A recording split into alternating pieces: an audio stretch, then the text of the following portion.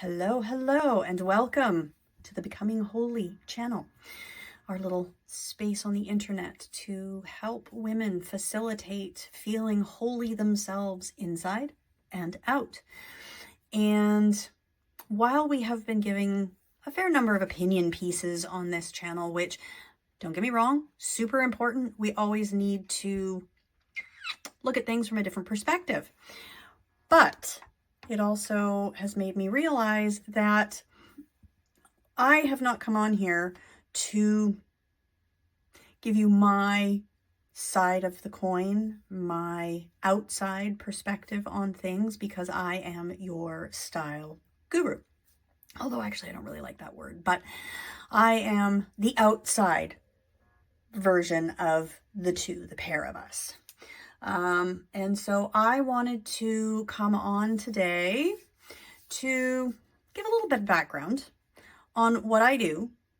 And in another episode, I will give you a little bit about why I do it. So what I do is assist women with feeling more authentically themselves using their style. Dawn works on the inside, excuse me, and I work on the outside. Now, they go hand in hand. You can't really facilitate who you are, who you feel authentically on the outside if we don't work on the inside. So I do touch on that a little bit, but I leave that mostly to Dawn. That is her area of expertise. Mine is on the outside. And how do I do that? Well, I use a modality that is called human design. For those who don't know what it is, I'll go into it a little bit here.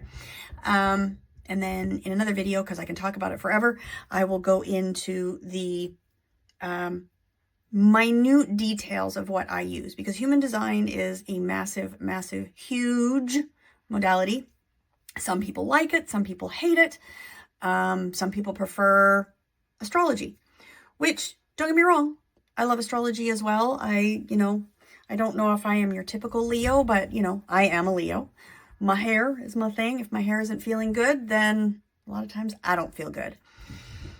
But what I love about human design is that it incorporates 5 different modalities, and astrology is just one of them. It also uses quantum physics. It uses the Kabbalah. It uses the I Ching and the chakras. Now, typically, I believe that we are used to having 7 chakras. Human design has broken it out into 9. I haven't dove deep into why it does that, but it's just how it operates. The guy who created it, I guess, decided that was the best. Anyway, so why do people not like it? I don't know. I mean, it is a little confusing, don't get me wrong, and part of the reason why I only focus on a few pieces. I can do a reading if you want to know more about your overall human design.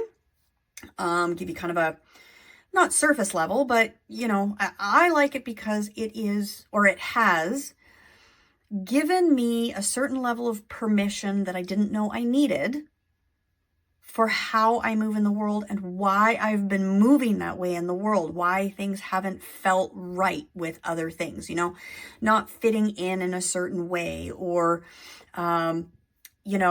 being called a procrastinator, or that I never follow through on things and feeling bad about that, like, why don't I follow through? Why do I procrastinate? Why can't I do what Susie down the block does, or, Heather, my schoolmate, used to do, And what human design has done is it has given me a better understanding about why I don't move in the world the same as Susie or Heather. And it's okay. We are all unique. We are all like snowflakes, where not in a bad way. We are all unique. No one of us is the same. And even when it comes to human design, there are still minute details, like my profile and my type is not going to be the same as another one who has the same profile and type as me. And I'll get into why. And I think that's what makes it an interesting modality to use. Now, high level, I'm just going to kind of blast through some of this stuff. Feel free to ask questions in the comments below. I am more than happy to come back and, answer what I can.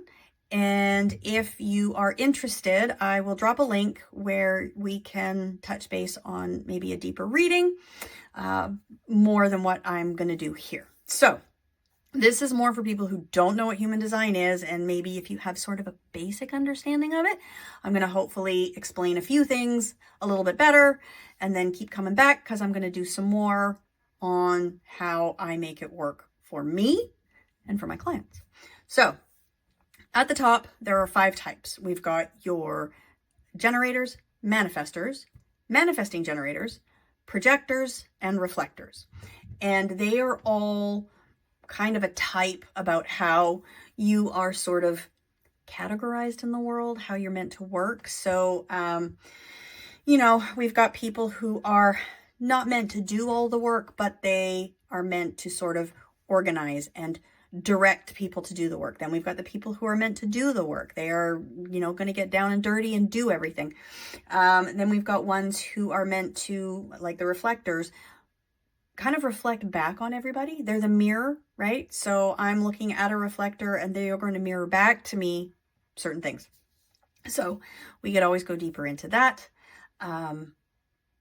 Projectors, I have a hard time with that one because I have a projector son and he is not your typical projector. So I don't really feel overly qualified to talk about them per se, but they are, yeah, we're not going to go into great depths, but those are the 5 types. Okay, so then you have your profiles. And this is, so if you look at a chart and if you go to, I'll put the link in the comments because I am drawing an absolute blank right now and I don't know why. But anyway, there's a few different places you can go to get your chart if you haven't gotten one. But when you look at your chart, you've got a red side and a black side. This is your subconscious and your conscious. The subconscious is the red and the conscious is the black. Now, we each have 2 profiles that go together, one from the subconscious and one from the conscious, and they range in numbers from 1 to 6. And they do all mean things. So, for example, I am a 2-4, which means, and I don't really like the terms that he gives these things, but I am a, I've given my own names and now I don't remember what his names are, but I am kind of a hermit. And I am meant to connect people in community. That's my 4 line. You know what? It's kind of bothering me that I don't remember them. So let's grab some notes.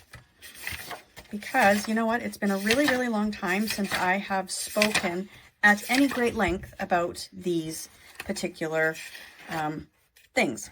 All right. So a hermit opportunist. That's the opportunist word that I do not like. I like to think of networker.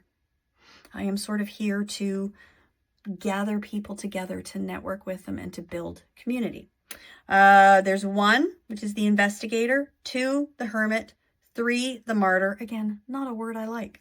4, opportunist networker, 5 is the heretic, and 6 is the role model. If there are any questions there that you have about those, feel free. But they are basically based on, and again, this goes into your astrology, your natal and your prenatal chart. And the prenatal chart is 88 days.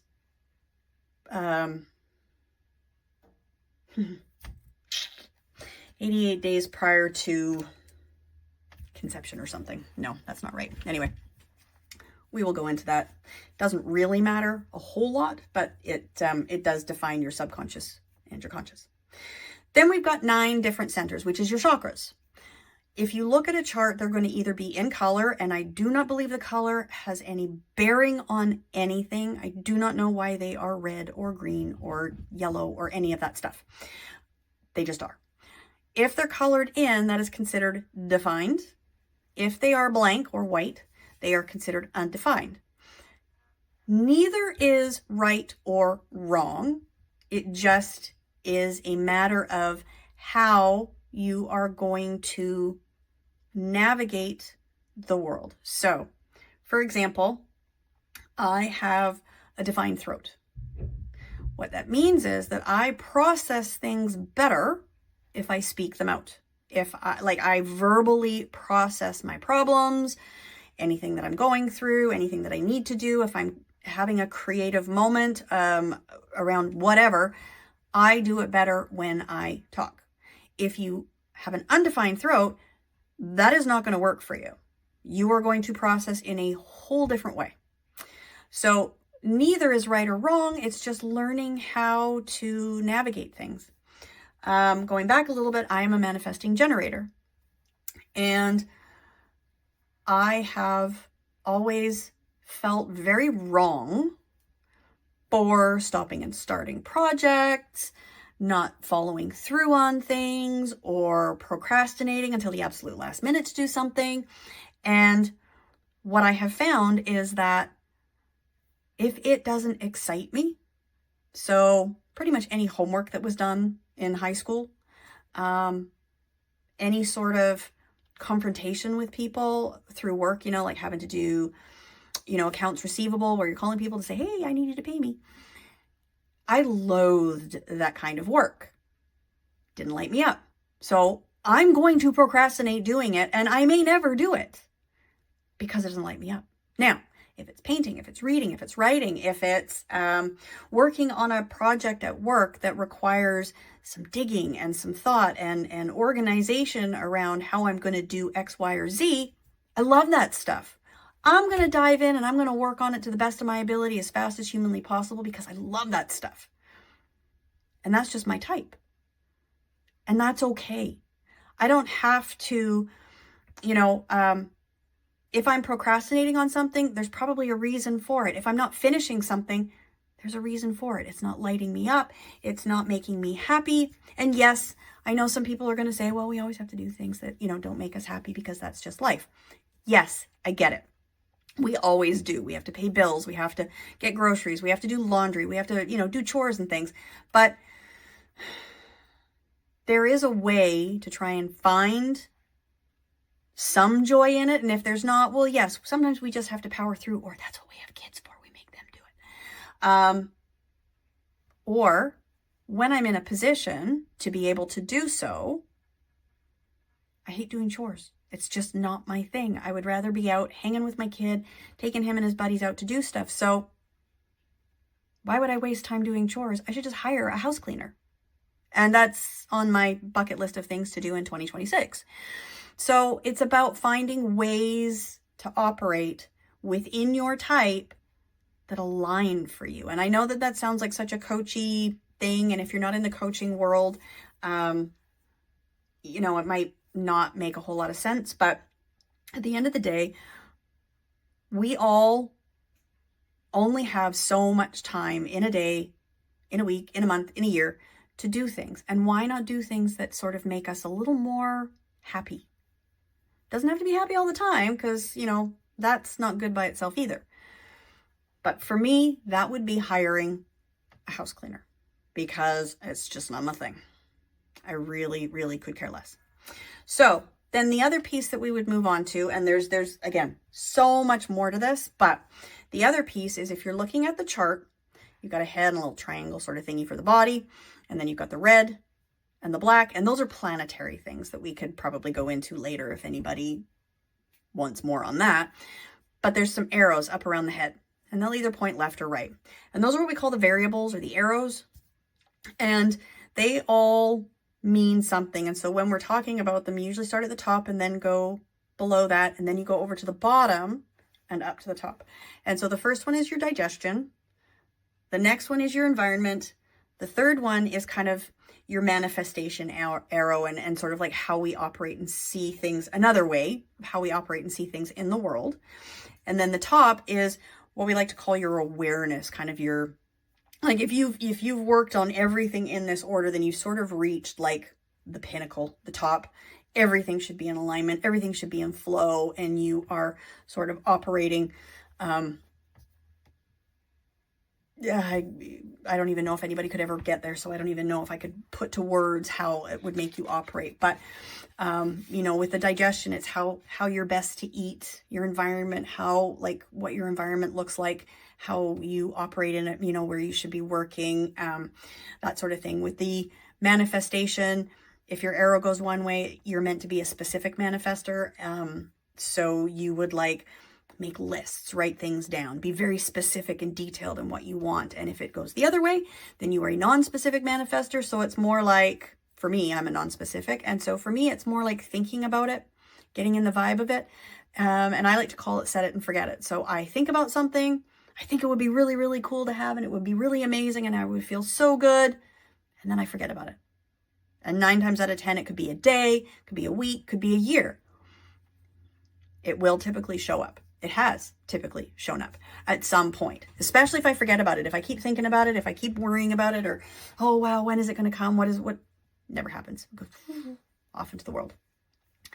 And then we have our authorities, which is how we are meant to make decisions. You know, like those little butterflies that you get in your stomach? That's usually your sacral kind of telling you something, right? So there's emotional authorities where you're going to do it in waves, and there's a few different types of waves. Then there's your sacral, which is, it's an immediate yes or no. If you get a yes, like a that is it. Move on it. If it's a nuh-uh, don't do it. Now, caveat to that is, if you're getting a nuh-uh, a no, doesn't always mean it's a no forever. It could mean just not right now. And this is where we just need to learn to listen to our gut, to our heart, to our head, to maybe not so much our head, because that always wants to keep us safe. But this is where we just need to kind of get into the feeling of what is our body telling us. Then we have a splenic authority, which is, it's almost like an instant knowing. Just an instant, this is right, or this is wrong. Like, it's even more instant than the sacral yes or no, right? In the sacral yes or no, you might still have some time to think, oh, this might not be right. Oh, this might be right. Splenic is instant. Move on it. Get away, move towards it, instant.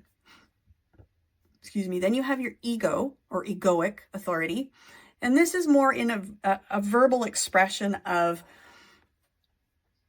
saying, you know, it'll be a defined throat. What you say to know, like, you are going to speak what you know.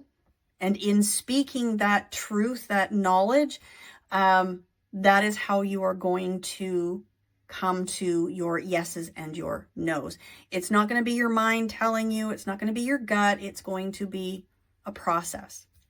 Now, I just said that I have a defined throat, which means that I do better with verbal processing, but I'm an emotional authority. So I also have to worry about my waves. You get really excited and you, oh yeah, this is great. This is great. This is great. And then a day later, or even an hour later, 5 minutes later, what was I doing? Oh my God, I shouldn't have done that. Oh no, why did I do that? So verbal processing on what it was, why did I do it? Maybe I shouldn't have, on top of sitting and waiting for the waves.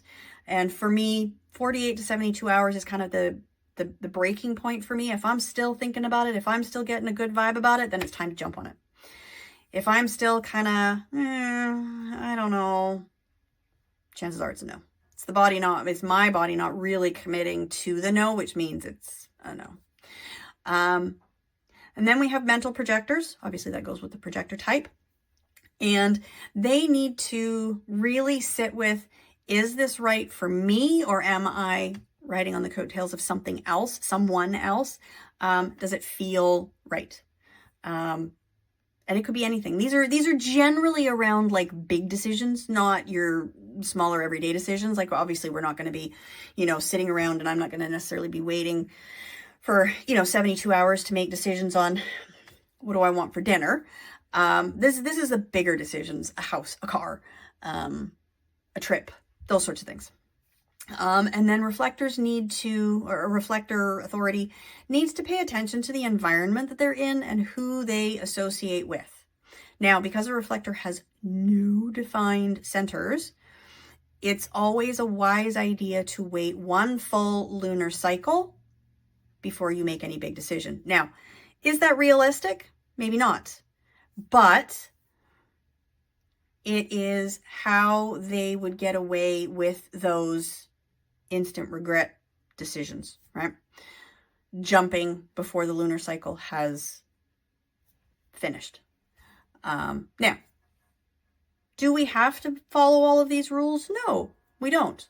But I personally have found that when I listen to these individual specific things, life is a little bit easier. Now, could I wait? I'm not a reflector, but could I wait a whole lunar cycle? I can be very impulsive. Like, I want to go get my hair cut. I don't want to wait. I want to go do it today. If I have to wait, chances are I'm going to put it off. I'm just not going to go do it. So could I wait a whole lunar cycle to decide if I was going to chop all my hair off or do some wild color or whatever? If I was a reflector, maybe might be a better idea than just jumping in and bleaching my hair and then going, what did I do?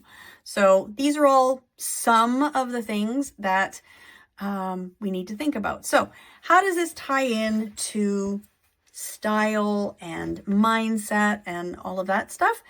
Well, I have sort of developed my own little bits and pieces of human design to assist with that. But I will probably talk about that in another video because I would like to try and keep these bite-sized and small. And if there's anything in there that felt juicy and you want to know a little bit more about, drop a comment below. But also don't forget to like, subscribe, forward this on to share it with anybody that you think might be interested. And I will see you in another one where I talk about how style plays into all of this.